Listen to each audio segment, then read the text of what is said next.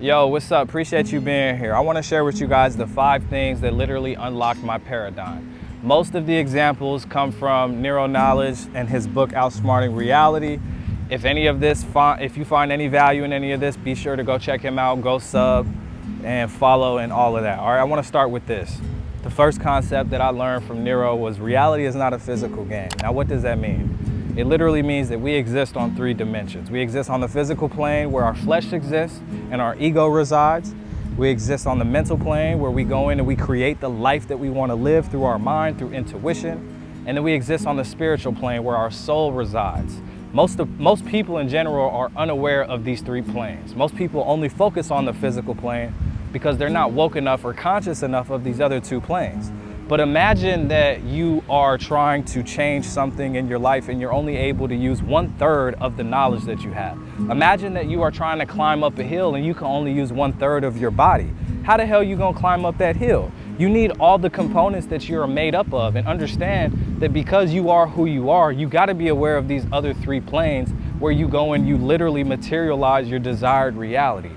Now, the physical plane is, again, where our ego resides. What does that mean? It literally means that it's where our 5 senses are. And so most people only focus on the physical plane because they're only aware of it. So if you're somebody who is trying to become financially stable and you come from a impoverished background, you say, I'm gonna try and be financially stable. And so what happens is you take all the physical actions of trying to put money away, of trying to become financially stable. So you put money away. So you try to start budgeting. So you try to stop spending money impulsively. But because nothing changed mentally, you only changed physically, your reality doesn't change. And there's a whirlwind of examples that I can give. There's examples of trying to become fit. There's examples of trying to become literate in other areas of life.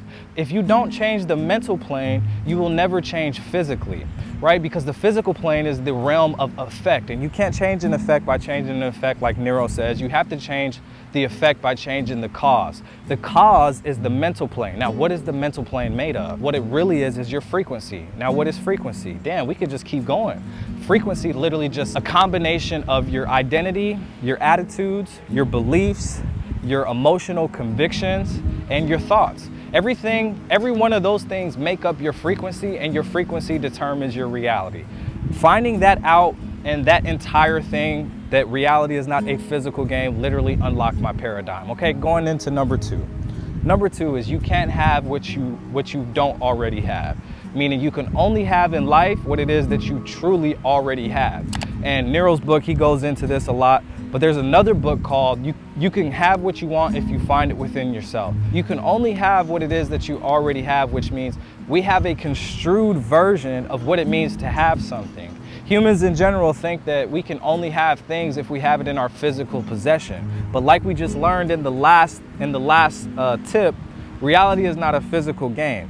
So if you can only have what you already have, if you don't have something physically, it means that you'll never have it in reality. You have to give it to yourself mentally. You have to give it to yourself vibrationally and spiritually before it will ever be yours. So if you're somebody who wants to be financially stable, then give yourself financial stability. How do you give it to yourself? You become in a state of frequency in alignment with that so that you can be that mentally and then spiritually.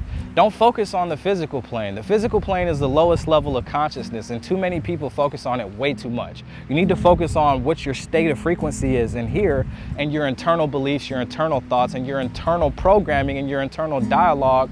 Then your life will start changing. Okay, that's number 2. Number 3, the number 3 concept is there are no truths in reality other than what the subconscious mind accepts as true. Now, what does that mean? I used to have a belief that because I don't come from money, it meant that I couldn't be rich. And so I used to think that everybody that I seen was just lucky because they came from money. And since I had that belief, it took me a long time to see that that wasn't true in my reality. And so what happened is I stopped getting opportunities.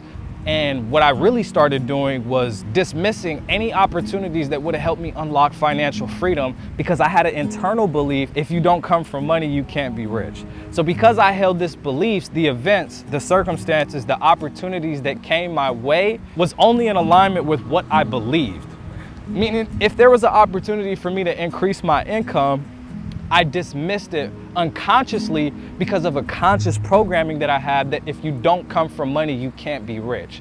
And we have so many examples of people who do this that are unconsciously aware of the programming that they have that are literally going against the very things that would help them grow, right? Let me say it like this. We know a lot of people that hold these subconscious beliefs that literally reject the actual things that would unlock them. So there's a lady right now in the universe that thinks because she's a lady, people in corporate won't take her serious. There's a short king out there that's about 5'4" that believes that he can't get a girl because he's not over 6 feet. And that's just not the case. But because they hold these beliefs, they will attract those things in their life.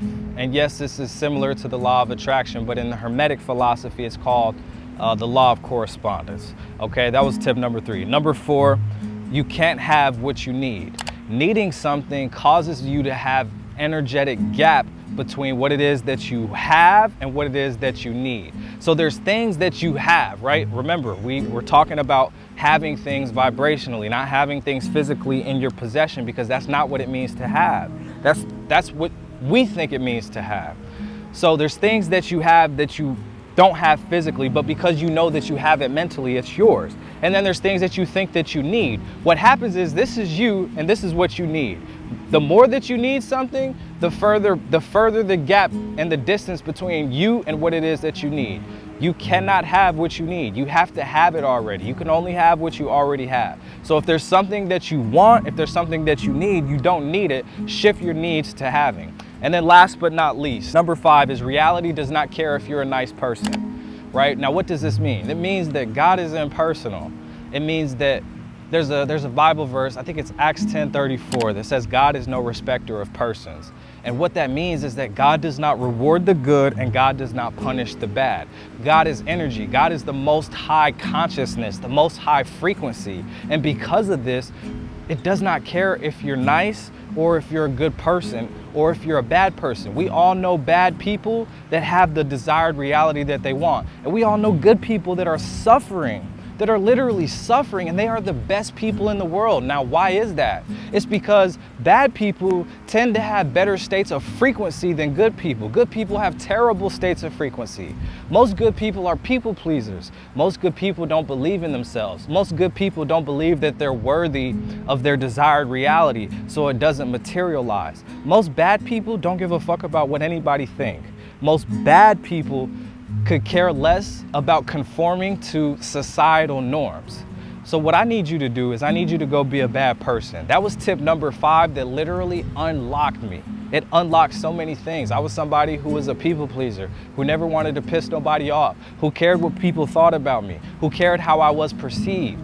And, you know, I had to dismiss all of that to get into my desired reality. And, you know, I'm out here on the beach recording this video, and I have a new level of freedom, not just physically, not just mentally, not just financially, not just emotionally, not just vibrationally, but in all categories, right? And I feel like I am really, really free, and I just want to bring that same energy to you guys to help you guys become free.